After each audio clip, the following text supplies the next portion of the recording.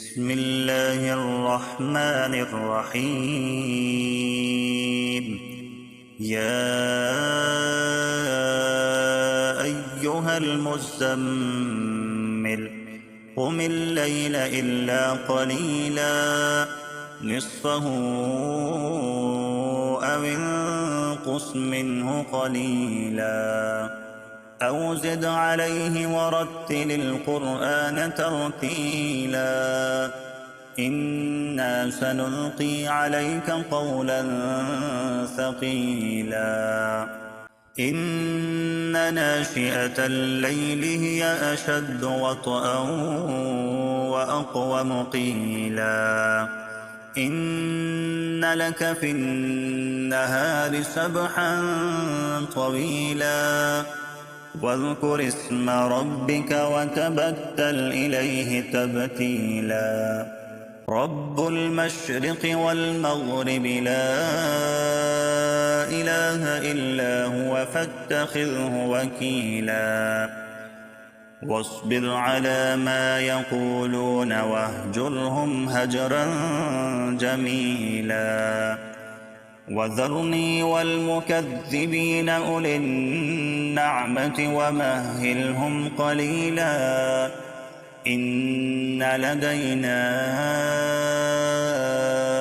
أنكالا وجحيما وطعاما ذا غصة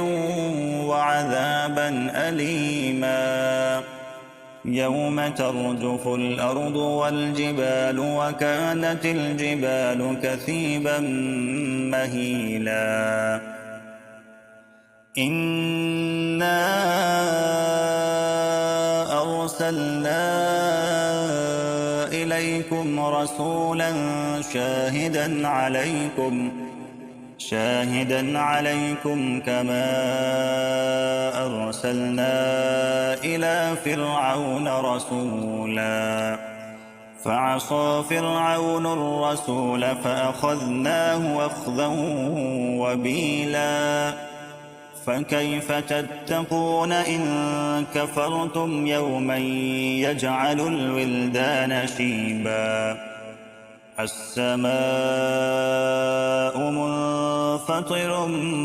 به كان وعده مفعولا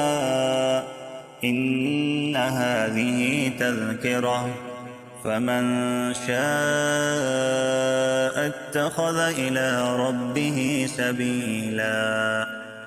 إن ربك يعلم أنك تقوم أدنى من ثلثي الليل ونصفه وثلثه وطائفة من الذين معك والله يقدر الليل والنهار علم أن لن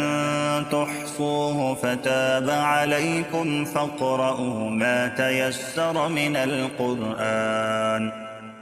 علم أن سيكون منكم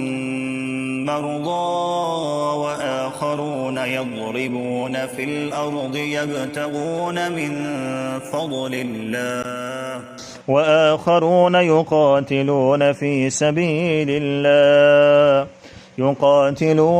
سبيل الله فاقرؤوا ما تيسر منه وأقيموا الصلاة وآتوا الزكاة وأقرضوا الله قرضا حسنا وما تقدموا لأنفسكم من خير تجدوه عند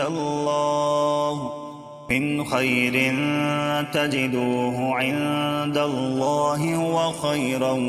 وأعظم أجرا واستغفروا الله إن الله غفور رحيم.